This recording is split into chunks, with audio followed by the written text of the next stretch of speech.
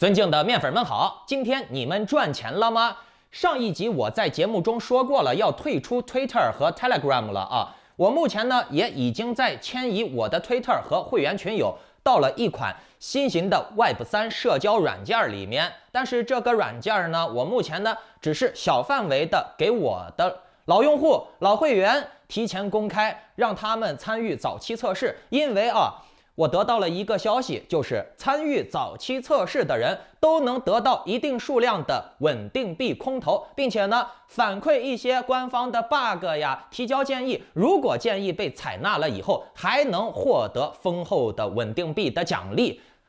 这些早期福利我肯定是给我的老粉丝、老会员了。等我们的这些老粉丝、老会员迁移完了以后，那我的公开群呀，包括我的一些普通粉丝呀，都会迁移过来的。那至于这个 Twitter 呀、Telegram 呀，我可能以后就不太用了啊。我公开留下的社交软件可能也就油管一个保存下来吧。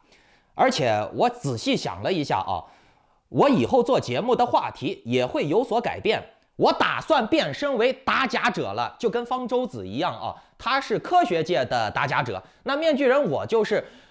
正经界的打假者了。我从现在开始到接下来的至少半年到1年时间内我会对任何说币圈会上涨呀，挖矿能赚钱呀，买 NFT 能赚钱的各种言论，现在是牛龟速回了，抄底的好时机之类的各种言论都会进行有理有据的分析。那说的对的咱们就支持，说的不对的咱当然要打假了。当然了，也包括时政节目那好，今天面具人我就来打3个话题的假第一，火币上线派币；第二，比特币明年3万，以太坊明年3000；第三，挖矿能赚大钱。好，在讲正题之前呢，请大家点开屏幕下方的点赞、订阅、小铃铛。来，我们先说一下火币上线派币的事情为了避免大家误解，我先给出大家结论那就是火币上线的这个派币和我们在网上经常看到的什么手机挖矿的尼古拉斯博士的派币是2个东西。火币的这个派币是孙宇晨或者说是一些币圈最近那些大佬们没事干了整体的流量不行，交易量也跌回了3年前了，没什么人了，各大交易群呀、币圈群也基本上没什么人聊币了。为啥没人聊呢？因为没啥好聊的了嘛。不管你问涨还是跌，其结果一定是跌。那这些交易所项目方一看流动性没有了，这些加密货币大佬他们要赚钱呀，要割韭菜呀。那现在没韭菜了呀，韭菜没有流动性了，韭菜们不买单了，怎么办呢？找新韭菜呀，从别的地方抢韭菜呀，然后呢就盯上了咱们派币币友的这个团体了。其实面具人我以前做过几期关于派币的节目包括我自己也有个几千人的派币共识群。老观众可以留言打个1给面具人我作证一下那就是看面具人节目的同时也是派友的观众朋友们应该都知道，我这个人和其他的币圈博主始终对派友抱有瞧不起或者谩骂的态度，我是不一样的。我觉得派币存在即合理，派友们喜欢那就喜欢 OK 没问题，反正派币又不收钱，或者说是人家的一些小圈子里面买卖派币的也都是双方自愿的商量好了价钱，而且卖的也没多贵，几十块钱几百块钱，就这么简单个事儿嘛。人家觉得好，人家要推广要分享是人家自己的权利，至于你听不听那也是你自己的权利，你可以听可以不听，他可以说他可以不说，但是你没有资格骂人家瞧不起人家这就是人权的最基本的定义，明白了没？他长嘴可以说，他没有攻击你就 OK， 但你也不能攻击人家，你可以不听，是不是其实派币中文的玩家是非常多的，我估计据说是有几百上千万几百上千万面具人，我不一定觉得这个数据是真的但是保守点来说，派币的中文玩家几十接近100万应该是有的。毕竟这个玩意儿不收钱，或者说是里面有一些小商家呀、小交易呀，都很便宜，几块几十块的。有些派友们呢，还自发的建立了一些派币的实用功能，能买点小商品，或者说有些老板愿意他开店他拿你这个派币愿意收愿意支付，给他的这个商店呀、旅馆呀、酒店引来一些派友们来消费，那是人家自己的事儿，是不是？这些总之来说呢，都是属于能接受的合理范围，资源整合嘛，对不对？能接受，总比你说你号召别人抄底炒币，动不动几千 U 几万 U 的砸进去了，然后呢被项目方腰斩归零了，好得多吧？是不是？你在派币这个圈子里面，你至少啊你是不会吃亏的，因为你不花钱嘛，或者说有些派友愿意去花点小钱、小商品去兑换，那你也得到实惠了，这个无可厚非啊。那它的这个商业属性、商业策划就注定了，免费的东西肯定是很好推的。大家试一下，没有成本，所以呢，你说把派币推个几十万、上百万的用户，我觉得是可信的。甚至呢，你说它有个上千万的用户，也并非不可能，对不对？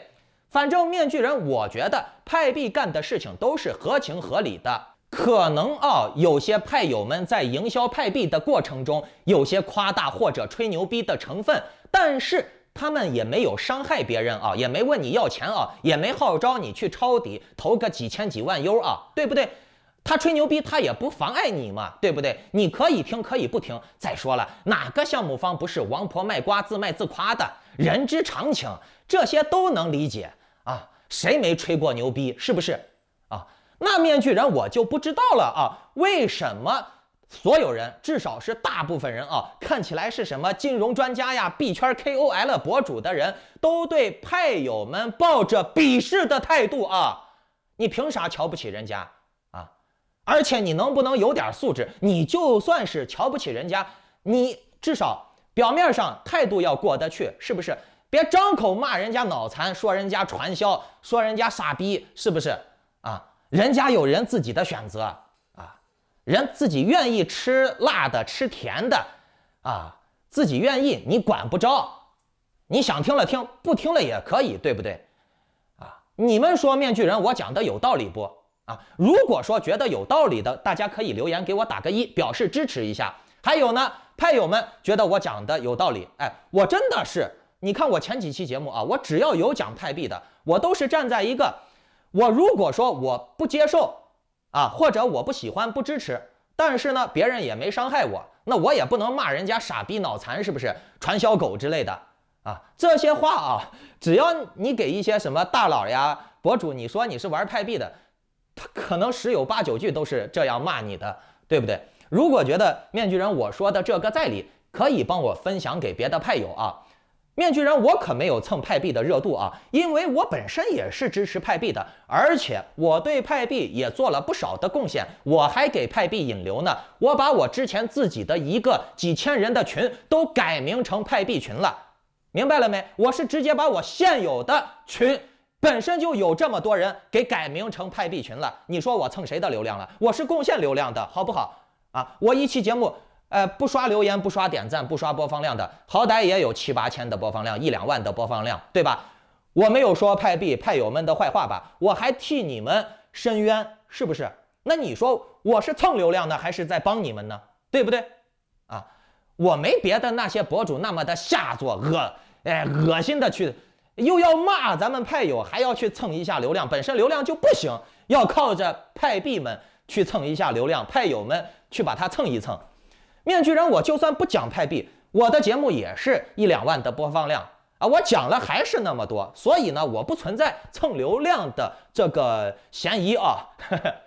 然后呢，就是面具人我最近也对接了一款社交软件，也是免费使用的，就是我开头说的嘛，我的讨论群也都在迁移到那个软件上了，大家可以在里面分享自己对项目的观点呀，推广自己的产品呀、商品呀，小视频、语音或者建群聊天都可以啊。这也算是为大家提供了一些分享便利。我觉得嘛，出来混社会，眼界和包容性是最重要的。那这个下载链接啊，我等会儿会放在留言区里。目前开放的是安卓用户优先下载 ，iOS 呢，因为它苹果商店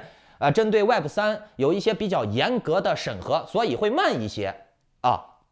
当然了，我说的这些都是早期参与测试啊。能够获得一些白嫖的福利呀，获得一些小奖金、小奖品，这些都是很有可能的。大家愿意参与了就参与，是吧？就像我说派友们是一样的啊，我愿意玩啥是我的事儿，就像我说派友们是一样的，我愿意玩啥是我的事儿，我又没杀人放火伤天害理，又没犯法，你凭啥要骂我是脑残，我是传小狗，是不是啊？我给你分享了一下，是我觉得好，我好心给你分享，如果你不喜欢那就算了，对吧？买卖不成仁义在，大家能交朋友还是继续交朋友，以后大不了不聊这个话题了，对不对？你何必对我恶言相向呢？啊，你接受与不接受是观点问题，你骂人与不骂人那是素质和道德的问题，对不对？啊，我刚才说到哪儿了？哦，对，安卓用户开放优先下载。我相信很多咱们的派友们啊，大部分还是用的是安卓手机啊，苹果手机一小部分，不过以后也能上啊。反正也都是免费的，大家玩一玩。我觉得啊，在网上搞网络赚钱、网络兼职这些事情啊，咱们首先要保证一个点，那就是不能有风险，或者说风险要极小。因为我们不能说因为在网上的一些虚拟空间弄的一些事情，直接严重的影响到了我们的现实生活了啊，对我们现实生活的质量和品质造成了严重的打击，那这就非常的不划算，或者说非常的脑残了。那反过来再看一下我们这些派友啊，无论说在网上聊天，哪怕就是夸大宣传吹牛逼了啊，我们挖了1年2年3年，我们到现在没亏损吧，我们也没害人吧。反过来看那些什么带合约的啊，带大家去炒币的，不停的号召大家去抄底的博主，哎，哪一个伤害到了别人了？是派友们，还是说叫你去抄底的那些托儿，对不对？好，一说到了这个派币啊，我想再来说一下火币上线了山寨派币的事儿啊。无论它是恶意或者善意啊，还是说模棱两可，它都能得到巨大的宣传效应。它一开始上架派币啊，会让很多派友们误以为，哎，咱们挖了这么多的派币，真的上架了。于是呢，大家就会奔走宣传告知。结果呢，宣传完了一波以后，发现被耍了。哎，火币上的那个东西和咱们自己手里面的派币不是一个东西，和咱们的尼古拉斯博士的东西不一样。然后呢，就会开始喷，开始骂，骂过了以后呢，这又形成了一个2次宣传。所以呢，在这个过程中，火币就赚到了很多的目光，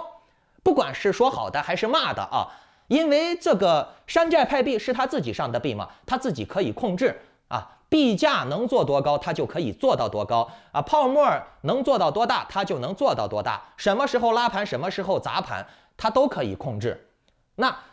大家在骂，在吸引目光的过程中，他给你拉个盘，哎呀，一看涨了几倍、几十倍了，哎，肯定会有韭菜追高追进去，然后呢，火币就把你割了，火币就有钱赚了嘛。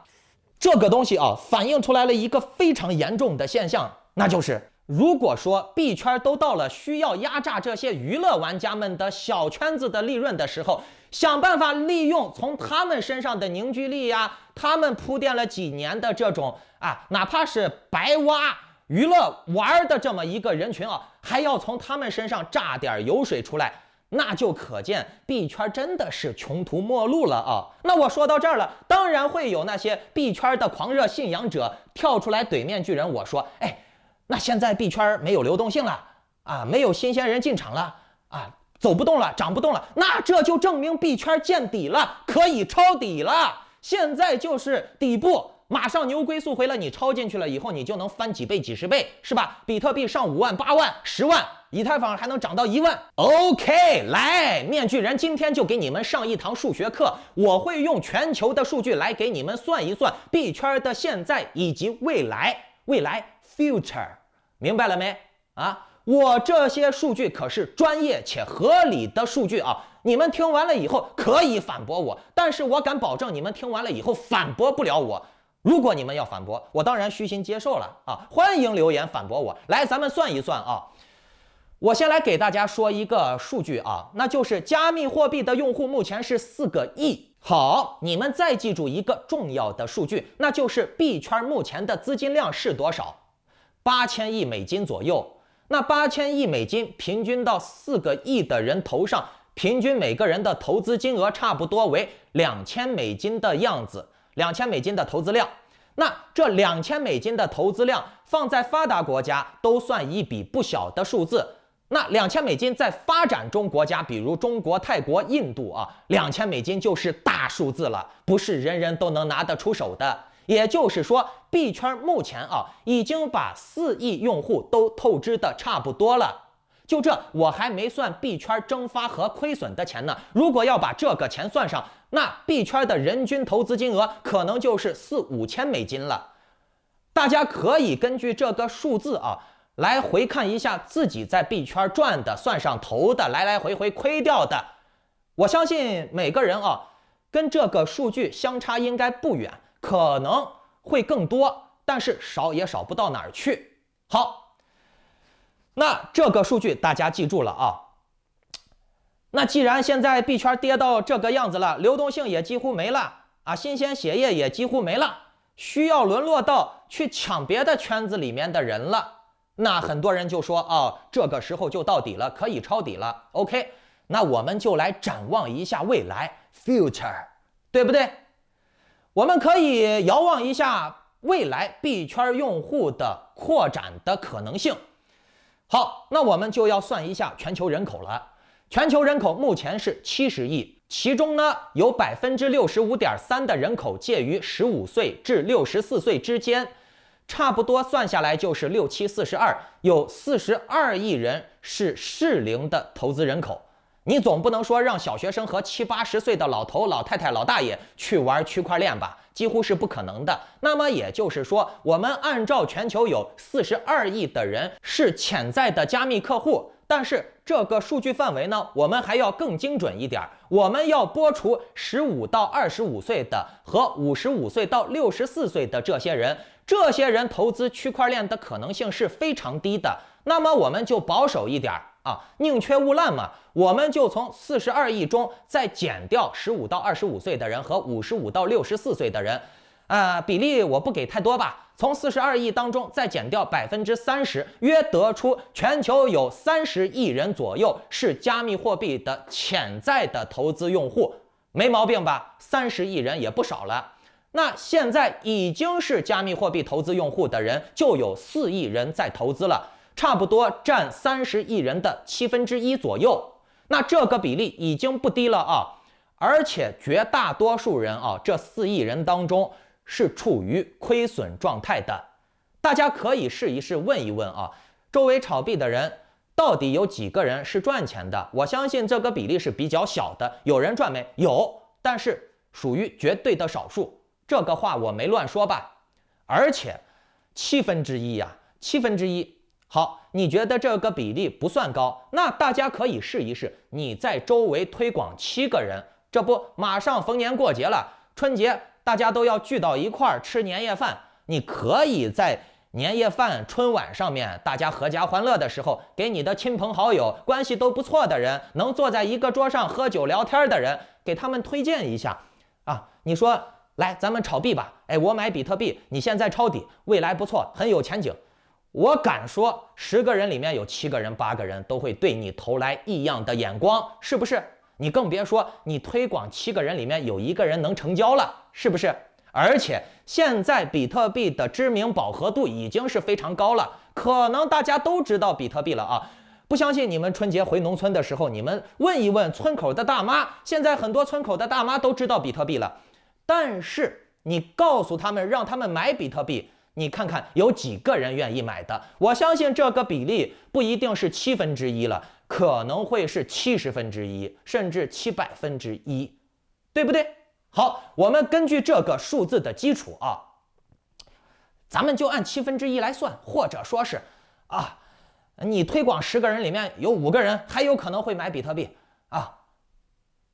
你把这个比例先拨除，我们再算一个价格基数，那就是比特币回到3万，以太坊回到3000，或者说是币圈的市值翻回1倍，则可以得出要么4亿人的人均投资金额再翻1倍，一人再拿出个2、3千美金，要么呢就是愿意投资2、3千美金的币圈用户人数再翻1倍，4亿人变8亿人。而且我说的这个数据还要建立在这些人在翻倍，不管是人数翻倍还是投资金额翻倍的情况下，在买币的情况下，你们买的时候没人卖币解套的理想情况。如果说这些人在翻倍投资，人数在翻倍增长，有人在买进来，可是呢，一边有人买，一边有人卖，并且呢，整个市场又会新鲜的出来各种各样的新兴加密货币的项目出来分流资金，则我刚才说的这个翻倍数据还要再翻1倍才行，整个数据还要更极端。这就是大家冷静的、仔细的去观察一下，就能发现很多加密货币一旦跌下来了以后，就算是小盘子，你用再大的资金进来，一个石子扔到湖里面，深井水扔进去，连一个回音都没有，就是拉不起来。为啥？因为泡沫太大了，消不掉了。你这边钱进去了，立刻就有人把你吞没掉了，更别说项目方自己还裤裆里面藏着币要套利呢，对不对？所以各位，我刚才给你们说了这么多真实的数据、理性的数据，你自己再综合的评估一下，回想一下，思考一下币圈的未来到底会不会出现比特币又涨到10万美金了，以太坊又涨到1-2万美金了，涨到那么多美金，你说这个话的时候，你有没有自己仔细的先算一下，涨到那些钱得先保证多少人不卖币，有强大的共识，同时呢还有多少资金得进来？各位，你们想一下你们其实可以再参考一下美国建国到现在多少年了，他们总共的国债的数量才多少中国的整个国家的外汇储备才有多少？你就能算出来一个加密货币的币圈它需要多少钱才能拉起来，是不是？这个钱到底有没有可能有这么多各位现在想明白了没所以说呢，你说比特币回个3万、5万、8万，以太坊去个1万、2万，这是很难实现的，甚至说是无法实现的不知道你们怎么看你们觉得是很容易实现的，还是很难实现的？你可以留言，对吧？你要是觉得面具人我说的这个分析不理性，或者是瞎说，你可以驳斥我吗？我接受反驳，我虚心接受欢迎你来反驳我，欢迎你来怼我，好不好？好，我最后再来说一下挖矿挖矿这也是一个扯淡事儿，一台矿机卖个几万块，然后呢，你好不容易挖上几个月了，见点回音了，矿机又要更新迭代了，你的老矿机要么矿池的收益降低了，要么你的老矿机就损耗折价了，而且呢，币价也在跌，是不是？大家还都在挖矿，很多人说让你把矿挖着，把币囤着，不要卖，等牛市出来了再卖。好家伙，有多少人一天不用吃饭了，光在这挖矿呢？矿机每天还要烧电呢，我能扛多久呀？是不是？这都是人要面临的现实问题。挖矿这个东西我怎么说呢？坑坑道道的很多，我下期再给你们详细再说。好，总结一下今天的话题。目前呢，币圈整体就是一个郁金香泡沫，有太多的东西是根本不值那个价的，大家有的只是信仰。我希望大家以后投资要回归理性，比如说几十块、几百块的投资那你可以试一下，没有风险，或者就像派币这样的，不用投钱，娱乐性的挖一挖、玩一玩，对吧？反正不投钱，咱们打发时间，交朋友，扩展一下自己的网络社交圈子也不错，是不是？毕竟派社区的派友们有各行各业的人还挺多的交几个网友也没啥坏处，是不是？那至于有些派老板说他想卖点派币或者你有派币，能去他家换个小礼品呀，换几瓶饮料呀、牙刷呀、杯子呀啥的，那也算挺好的，是不是这总好过你动不动这个土狗冲一下，那个项目买上个几千几万的，是吧？如果说是实业项目，看得见摸得着的，经得起商业推敲的，你可以尝试几百几千的投一下。至于那些什么一个头像呀、一个图片呀，没有任何产品和服务的，我看还是算了吧。好，大家点赞、订阅小铃铛，我们下期接着再聊，祝你好运，再见。